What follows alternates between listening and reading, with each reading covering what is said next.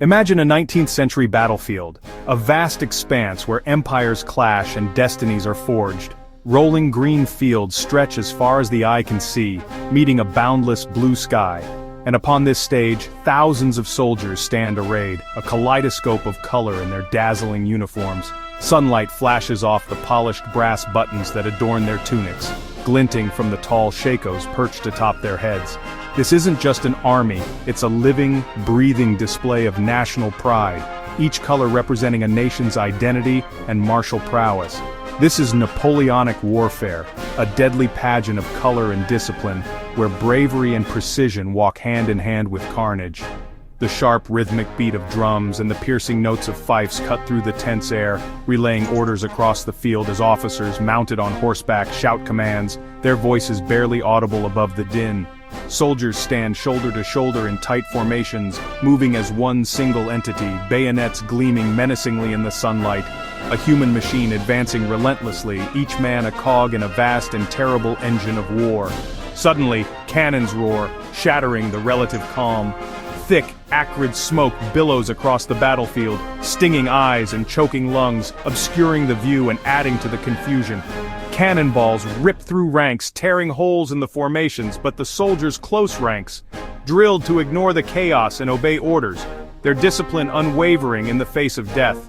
The spectacle is both grand and brutal, a testament to human ambition and the cost of conquest. Bright uniforms make soldiers easy targets, standing out against the landscape, but they also help commanders quickly identify units and maintain order in the swirling chaos of battle. There's nowhere to hide on this open field. Battles are fought face to face, in the open, with little cover or concealment. Warfare is intensely personal, incredibly dangerous, and utterly unforgiving. The clash of armies is a symphony of color, a cacophony of noise, and a suffocating cloud of smoke. Yet beneath the spectacle, beneath the glory and the pageantry, lies a grim reality. A reality about to be irrevocably transformed by the relentless march of new technology. The courage, the discipline, and the unwavering resolve of these men are about to be tested as the very world of war changes forever.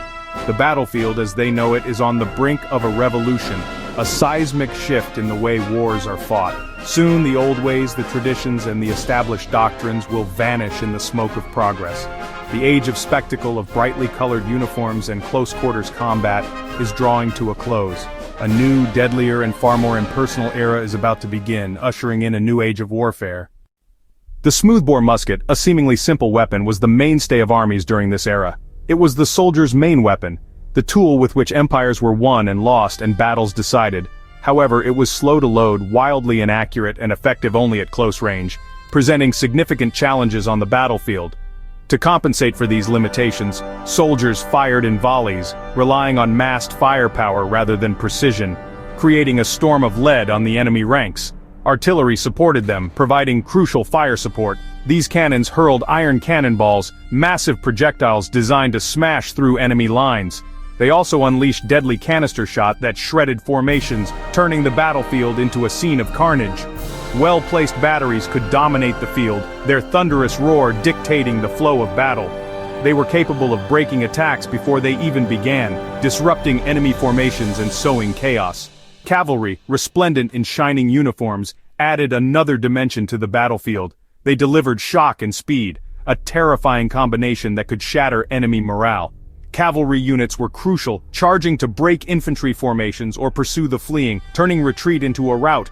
But a disciplined infantry square, a hedgehog of bayonets, could repel even the fiercest cavalry assault, turning the hunter into the hunted.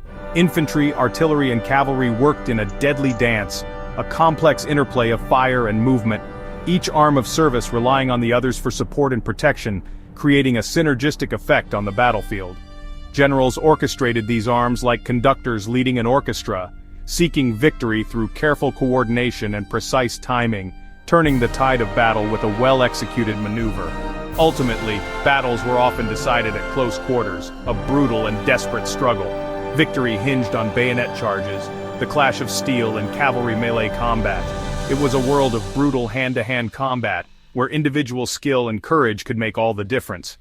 In this environment, courage and discipline mattered as much as weapons, holding the line in the face of overwhelming odds. The battlefield was a place of chaos and terror, a swirling vortex of smoke, fire, and death. In this brutal environment, survival depended on unity and resolve, standing shoulder to shoulder with your comrades.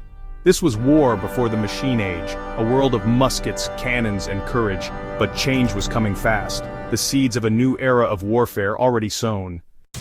For centuries, armies fought much as they always had, men, horses, and simple machines. Then came the Industrial Revolution, and everything changed. Steam-powered factories mass-produced weapons with interchangeable parts, making armies larger and better equipped. Broken muskets could be quickly repaired, logistics became more efficient. The steam locomotive revolutionized movement.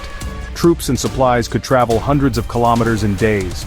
Armies grew in size and speed, no longer limited by marching or foraging. The electric telegraph allowed instant communication across vast distances. Commanders could coordinate armies and receive intelligence in minutes, not days. The fog of war began to lift. Industrial power now shaped the battlefield. War became a contest of factories, railways, and information. The scale and pace of conflict soared. The world was entering the age of industrialized warfare. The rifle changed everything. Rifling gave bullets spin, making them accurate at hundreds of meters, far beyond the old musket's reach. Dense formations became suicide. The battlefield was now a killing ground. The mini-ball made rifles easy to load and deadly in the hands of ordinary soldiers. Breech-loading rifles and early machine guns like the Gatling gun multiplied firepower. A single machine gun could mow down waves of attackers. The advantage shifted to the defender. Trenches and stone walls became fortresses. The heroic charge was now a massacre. Firepower ruled the battlefield. The old ways of war were gone. The future belonged to those who could master the new technology. Railways and telegraphs didn't just move armies, they transformed war itself. Railways shattered old limits, allowing nations to mobilize and deploy massive armies with unprecedented speed. The Prussians perfected this using timetables to concentrate forces and overwhelm enemies. War became a contest of logistics and planning, not just tactics. The telegraph let generals command armies across vast fronts in near real time. Orders and intelligence flowed instantly, enabling coordination on a new scale. National armies drew on the full manpower of the state. Mobilization plans became rigid once set in motion. They were hard to stop. A diplomatic crisis could now trigger unstoppable military machines. The pace and scale of war were forever changed. Technology had made war faster, larger, and more dangerous. The world was on a new and perilous path. The seas, once ruled by wooden sailing ships, majestic vessels that harnessed the power of the wind, were about to undergo a dramatic and irreversible transformation. For centuries, these wooden behemoths had dominated naval warfare and maritime trade. But the age of sail was drawing to a close as steam and iron began to reshape naval power. This shift marked a pivotal moment, forever altering the course of maritime history. Steam engines freed ships from the wind's fickle nature, offering a new level of independence and reliability. No longer would naval operations be dictated by the prevailing winds and weather patterns. This newfound power made them faster and more maneuverable, giving them a decisive advantage in naval engagements. The ability to move against the wind or maintain position regardless of conditions was a game-changer. Explosive shells, far more destructive than traditional cannonballs, made wooden hulls obsolete almost overnight. The era of wooden ships of the line was coming to an end with a bang. Ironclads like the French La Gloire were the future, and the British HMS Warrior represented a new breed of warship, impervious to the weapons of the past. These iron behemoths changed naval warfare overnight, rendering existing fleets vulnerable and outdated. The balance of power at sea was irrevocably altered. Ship designs evolved rapidly, a constant arms race to create the ultimate warship. Innovation became the key to naval supremacy. Turrets replaced broadsides, allowing for greater firepower and flexibility in combat. The ability to bring guns to bear on a target from any angle was a significant advantage. Armor thickened, providing greater protection against increasingly powerful guns. The race between offense and defense was constantly escalating, and engines grew more powerful, driving larger and more heavily armed vessels. The quest for speed and firepower was relentless. By century's end, steel battleships, symbols of national power, ruled the waves. These floating fortresses represented the pinnacle of naval technology. Naval might was now measured in battleships, not just sailors and seamanship. The size and strength of a nation's battleship fleet became a key indicator of its global influence. Beneath the waves, submarines emerged, a new and largely untested weapon, crude at first, with limited range and unreliable technology, but improving fast with each new design. The potential of underwater warfare was beginning to be realized. Inventors developed subs that could fire self-propelled torpedoes, a weapon that would forever change naval strategy. These torpedoes posed a significant threat, capable of sinking even the largest warships with a single well-placed hit. The era of the battleship's unchallenged dominance was drawing to a close. By the early 1900s, submarines were becoming an increasingly important part of naval arsenals. Submarines were stealthy predators, lurking beneath the surface, ready to strike at unsuspecting targets. They were adding a new and terrifying dimension to naval conflict, one that would challenge traditional strategies and tactics. The intense arms race at sea mirrored the growing tensions on land, as nations competed to build the most powerful navies in the world. Technology had transformed the oceans into as dangerous as the battlefields of Europe, with new and deadly weapons constantly being developed. The age of the wooden navy was definitively over, relegated to the history books. The future of naval warfare was clear. It was a future of steel, steam, and stealth. The world's balance of power was shifting beneath the waves as submarines challenged the dominance of the surface fleet. The seeds of a new era of naval warfare had been sown. The mid-19th century's wars were brutal proving grounds for new technology. The Crimean War saw railways and telegraphs supply armies and link commanders to governments. Old tactics clashed with modern firepower, leading to disasters like the charge of the Light Brigade. The American Civil War was the first industrial war.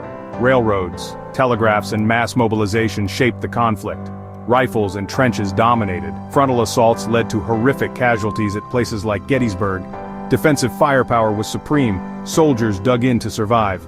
The first ironclad duel signaled the end of wooden warships. The war previewed the trench warfare and mass slaughter of the 20th century. Yet many European leaders ignored these lessons, clinging to outdated tactics. They believed morale and the bayonet could still win battles. This stubbornness would have dire consequences. The Franco-Prussian War was a masterclass in modern warfare.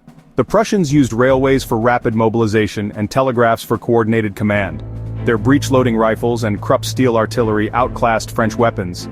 Artillery dominated, pulverizing French forces before infantry advanced.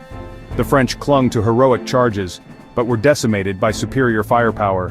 At Sedan, the French army and Emperor Napoleon III were encircled and forced to surrender. Prussian victory unified Germany and shocked Europe. Other powers rushed to copy the Prussian model, general staffs, conscription, and new weapons. Yet many still believed in the power of the offensive spirit. This faith in attack, despite technological realities, set the stage for disaster. The cult of the offensive would soon lead Europe into catastrophe. As the 20th century dawned, Europe's armies were armed with modern rifles, machine guns, and artillery.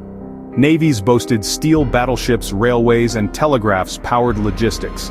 But military thinking lagged behind. Leaders clung to tradition, believing in the unstoppable power of the offensive and the bayonet charge. French doctrine called for relentless attack, ignoring the new dominance of defensive firepower.